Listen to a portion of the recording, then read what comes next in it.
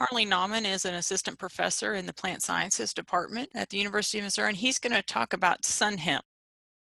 Sunn Hemp, which is a plant I've been working on studying for the past 6 years. I'm going to talk about it as a potential complement to our cool season forage systems during the summer. So it's something we've probably seen time and time again, but what we're looking at here is a cool season yield distribution. So basically this image demonstrates our cool season forage production, 2/3 in the spring and 1/3 of that in the fall. And then as you see there where that red box is, we have this dip that basically represents a depressed production of forage in the warmer summer months. And so oftentimes we get to this point and we start thinking about what are some things I can do to improve my forage production and maybe even improve my nutritive value of forage on offer during this time period. There are multiple options, and today the option I'm going to focus on is Sunn Hemp. Why Sunn Hemp? I'm going to give you a little bit of background on some of the desirable characteristics of this plant.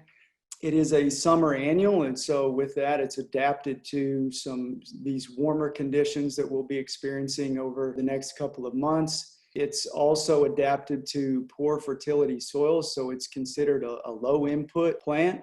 It doesn't require much. And in fact, for the vast majority of the research we've done with this plant in forage systems, we have not performed any kind of soil amendment where fertility is concerned. This plant is also a legume, so it fixes nitrogen.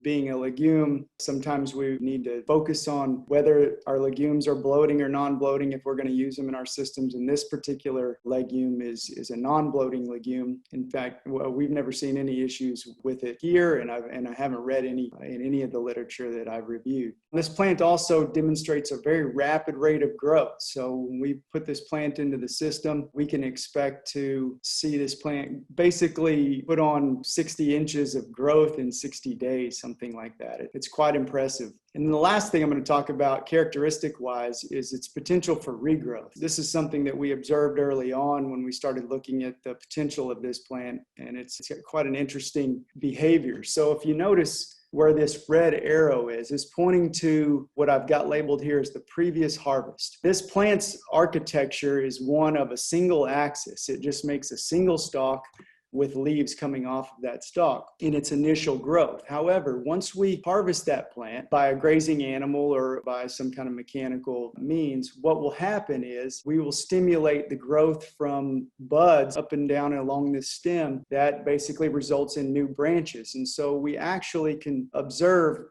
more forage production following our first growth period and harvest than we did initially. So that's kind of a nice attribute. We can increase our forage production as we go through the season. Now this works only if we're in a rotational type of system where we give the plant some rest and some opportunity to regrow. So what I'm going to talk about here is what we could expect from Sunn Hemp based on our results and our research that has been conducted at Forage Systems Research Center. When we interseed Sunn Hemp into a tall fescue pasture, and what I'm going to be talking about is basically what you're seeing in these pictures here with rows of Sunn Hemp here in and among tall fescue. So the first thing I wanted to note that's really important to consider if this is something that's interesting to you is what you've got to do if you want to establish it. Number one, first and foremost, above all else, you've got to minimize competition. And you can do that in one of two ways. You can basically take your first cutting of hay and remove that residue from your pastures, and then you've basically decreased your fescue canopy and you're ready to interseed the Sunn Hemp into the tall fescue. Another way is to basically remove that existing cool season grass canopy by grazing. Both of those work. But haying, what you're seeing in this picture here is that we've hayed that field and then we've gone in and drilled the Sunn Hemp. 30 to 40 pound per acre seeding rates has worked well for us. We're currently studying seeding rates and methods, and actually we're seeing that the 30 pound rate appears to be more than adequate. Another key criteria that we've got to consider in establishment is soil temperature. This is an obligate warm season legume. The seed will not germinate very well for you until the soil temperature reaches a certain point. And my recommendation is 70-degree soil temps at the 2-inch depth. So what can you expect from Sunn Hemp? We said that this was a nitrogen fixing legume, and so what we're looking at here is these bars in this figure represent pounds per acre of nitrogen in the two components in the system when we've got Sunn Hemp intercropped into tall fescue.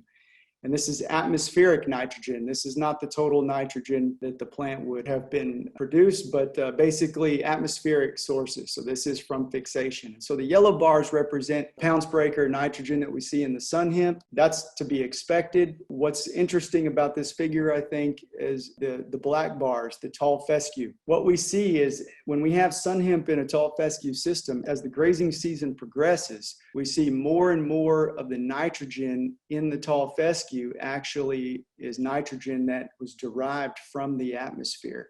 So it was coming basically from the contribution of the Sunn Hemp in the system. There are a couple of things that we think that might be going on there. There's certainly root turnover that occurs from grazing the Sunn Hemp. When we graze the canopy, we reduce the root biomass, and some of that nitrogen gets returned to the system, and the tall fescue takes it up. But we also have cattle in the system that are recycling that nitrogen via feces and urine, and so they're basically taking that Sunn Hemp nitrogen and then redepositing it in the fescue, getting a shot at it. In either case, you're essentially fertilizing your tall fescue with somewhat free nitrogen. Sunn Hemp also increases crude protein, okay, which represents an increase in nutritive value. What you're looking at here, the 3 bars on the left labeled TF, that's basically a pure tall fescue pasture treatment. And the bars on the right are the tall fescue plus the Sunn Hemp interseeded into that system. And then the different colored bars represent maturity, 45, 55, and 65 days after planting the Sunn Hemp in the system. And just a couple of things I want to call your attention to here. What you see in the tall fescue is the crude protein has a tendency to decrease with maturity. And what you see when you have Sunn Hemp in the system is not only would the crude protein be greater than that of pure tall fescue pastures, but the crude protein is also stable across maturity. Another point, Sunn Hemp decreases fiber in the system, which also represents an increase in nutritive value. And so not much else to say here. We're looking at basically the same relationships as described before. When you have Sunn Hemp in the system, you've got lower fiber, which corresponds to greater nutritive value. When it comes to carrying capacity, what we observed was when we had Sunn Hemp intercropped in tall fescue, we see that we were able to increase carrying capacity of our pastures. This is in pounds of live animal per acre, and this difference represents about a 38% increase in carrying capacity when we included Sunn Hemp for the summer grazing season. We also observed an increase in the number of grazing days, so an extension of the grazing season in terms of animal days per acre. And this relationship represents about a 21% increase in grazing days when we include Sunn Hemp into our tall fescue. We also observed an increase in output per acre, so gain per acre in terms of pounds of beef. This relationship here represents about a 17% increase in output per acre in terms of pounds of beef that we produced on the tall fescue plus Sunn Hemp relative to pure tall fescue system. This is something that I think is pretty important to think about. All of these data that we were looking at were collected over the 2 years of 2017 and 2018. And both of those years had their challenges with regards to precipitation. In 2018, if you look at the light blue bar, represented quite a big departure from the average and was a pretty droughty year if you remember the summer of 2018. I want to show you a picture on the next slide now of what we actually observed. So this was August of 2018, and these cattle here are in a paddock on the left where they've just finished grazing through the Sunn Hemp tall fescue system. And you can see some of the residue of the Sunn Hemp that they've left behind. And they're about to go into a fresh paddock there on the right of Sunn Hemp and tall fescue. And I was quite surprised by this, to be honest with you, but the Sunn Hemp was demonstrating quite a drought tolerance behavior. And so that was pretty impressive and surprising. And we were pretty happy to see that.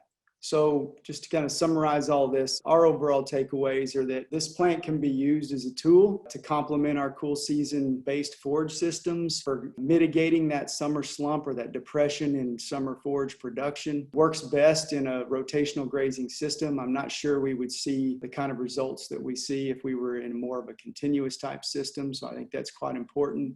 Key points to take away from this: we can see an increase in nutritive value when we use this forage crop. It's low input forage crop. Again, we don't recommend amending soil fertility when using it, and demonstrates quite a drought tolerance. Where do you get it and what does it cost? So you could do the same search I did. All I did was basically do a Google search to see who was selling it, how much they were selling it for. And these were a few that seemed in the range of what I would consider affordable. Of course, that's all relative too. So one point about this: you want to inoculate this seed. If you want to get the benefit of the nitrogen fixation, which is a really important benefit, you want to make sure you get this seed inoculated. You can purchase it already inoculated. In some cases, you can purchase it uninoculated, and then you'll want to make sure you get the inoculant from either the seed dealer that you're buying from or some other source and inoculate it yourself with the appropriate inoculant. The appropriate inoculant is the common cowpea type inoculant. It's easy to obtain. You can find it in a lot of places. In the deep south, they don't actually, where a lot of these seed dealers might be, they don't actually use inoculant or recommend it. And that's because historically there was a lot of cowpea planted down there, and the inoculant is in the soil already. But I think it's putting our best foot forward to make sure we inoculate the seed prior to planting so that we make sure that we get the benefit of the free nitrogen to our system. What about concentrations of this pyrrolizidine alkaloids in Sunn Hemp as we see with other Crotalaria species? That's been a question we've received a number of times. And what I will say is, in the grazing studies that we've conducted and in studies that other peer institutions have conducted, we have not seen or heard of any reports of any problems with those alkaloids that some of the Crotalaria species produce. We do know that there are low-level concentrations, and that those concentrations are variable, but it's like with anything else, I think, where the concept of dilution being the solution is pretty important. If you want to be low risk with it, I think if you've got this interseeded into a tall fescue system, they're not just grazing the Sunn Hemp, they're grazing the grass as well. And you're diluting even a very low level that may exist initially. So it's not something that we've seen any animal performance issues with. It's not something that I'm necessarily concerned about at this point. Now, there is a cultivar or genotype out there that is for sale that touts low to no alkaloid production, but in side-by-side comparisons with the VNS variety, not specified sources of seed, just don't see the difference enough to warrant chasing down a specific cultivar, at least not at this point. What about a rest period that you talked about? I assume we're talking about in July and maybe August. What are the rest periods that you would recommend? Our recommendations at this point, of course, this will vary from location to location, and it would vary depending upon what's going on from a weather standpoint or climate standpoint. We would recommend something like a 21 or so day rest period. That's based on work that we've conducted here. Again, that can vary. What I've seen from a rest periods, I guess it's just going to vary based on regrowth, and regrowth is going to vary based on what's going on with the weather, right? Does Sunn Hemp reseed naturally like annual Lespedezas? No, it does not at this latitude. And when I say this latitude, we've studied it at the latitude here at Columbia and north, and I've seen it in systems much further south, close to the Arkansas border. And while we observe flowering, we don't observe seed production. And that's because this is a short day flowering plant, and about the time that the days are getting short enough that the plant is flowering and then would actually start to develop a seed, we're also starting to get a little bit cold. And this is, as I mentioned earlier, it's a very obligate warm season plant, and the first frost is going to take this plant out of the system. And so we just typically wouldn't see any condition, at least not with our current climate, any condition where seed could be produced and be viable in Missouri. For some that might want the reseeding to reduce cost of using this plant, that might be a negative, but from a conservation standpoint and perhaps a potential for bringing in another invasive species, I see that as a positive point. So it just depends on how you look at it. Is maturity of Sunn Hemp an issue for consumption, and can it get over mature, say like our fescue can? I think it depends. I think it can get over mature, but what we've noticed, we did some work looking at leaf versus stem nutritive value with maturity, and the stems will become over mature at 65, 75 days after planting, somewhere in there. The stems will get quite mature and become unpalatable to livestock. But what we've noticed with the leaves is that they maintain their nutritive value all the way through. And so I can give you some anecdotal information related to that. One time we let the Sunn Hemp get as mature as it was going to get. The season was nearly over. It was 6 to 9 feet tall, standing out there in the pasture. And just for fun, we turned some cows in on it to see what they would do. And essentially what they did is they went in there and they stripped all of the leaves off of the stems. They were still consuming the forage, but they were consuming the part that was still palatable, all of the leaves. Like I said, they maintain their nutritive value throughout the entire season that they're growing. But the stems do get over mature if you let them. If you're in a rotational grazing system where you're managing that, you don't allow it to get over mature, then what happens is what we've seen is the cattle will graze this plant down to about, give or take, a 12-inch stubble. That bottom part of the stem is woody enough that it protects itself from being overgrazed. So they're going to self-select to a certain point. They'll graze it down to about 12 inches. And then they get off of it. They move on. If you think back to that picture I showed earlier where they were finishing up in that one paddock, you still saw a bunch of Sunn Hemp stalks out there in that paddock. So there were still a bunch of Sunn Hemp stalks out in that paddock. They select down to a certain point and then they're done. And so you move them on, and that allows for that plant to actually regrow. So that's been kind of a nice finding or observation that we've made. Any work on 20-pound seeding rates or lower seeding rates? We have performed some work with 20-pound seeding rates. We have not looked at 20-pound seeding rates in tall fescue, not in an interseeding situation. The first couple of years we were trying to understand more about this plant and its growth habits and its regrowth habits. We were looking at it in pure cultures or cultivated fields, and we were using 20-pound rates. And what we observed is, to think back to this, I know maybe at about 45, 55 days after planting, in that situation with 20-pound rates, we observed about a ton of biomass per acre. Can Sunn Hemp be broadcasted and then, say, worked in with the cattle? And if so, what would our seeding rates be adjusted to possibly? We are actually conducting that study right now, where we're looking at no-till drilling compared to broadcast seeding at rates of 30, 40, and 50 pounds. Last year was the first year of that study, and I can tell you that, yes, Sunn Hemp can be broadcast. We have not tried to broadcast it and work it in with the cattle. We've broadcast it and drug a harrow over it. In fact, that's what I do at my house, is I broadcast it and drag it with the harrow. But I would assume that working it in with the cattle would work just fine. The rates there, actually, what we've observed in the first year of the study is that 30 pound per acre broadcast versus drill is just as good, if not better, than 40 pounds per acre. And 50 it doesn't make any sense at all. And the rationale behind all of that is, as you increase the seeding rate, we've observed that you increase plants per acre. That's what you would expect.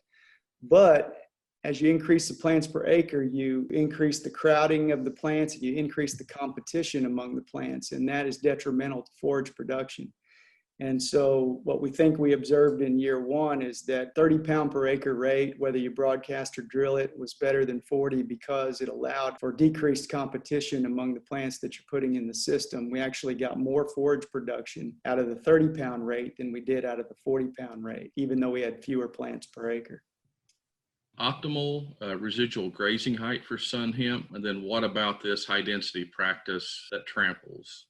The first one being optimum residual. Again, what we determined was you could graze this thing down to about a 4-inch stubble, and you would still get plenty of regrowth out of that plant, because at 4-inch stubble height, we would leave behind enough axillary buds for that to regrow. What we observe in actual practice with livestock, again, like I mentioned earlier, they self-select to a residual height of 10 inches or so, maybe even 12 inches. And so, I let the cattle make that decision for you.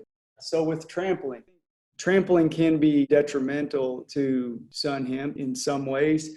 If you break that plant off close to the soil surface, you're going to probably kill that individual plant. And so high density grazing of it might be problematic. It's not something that we've done.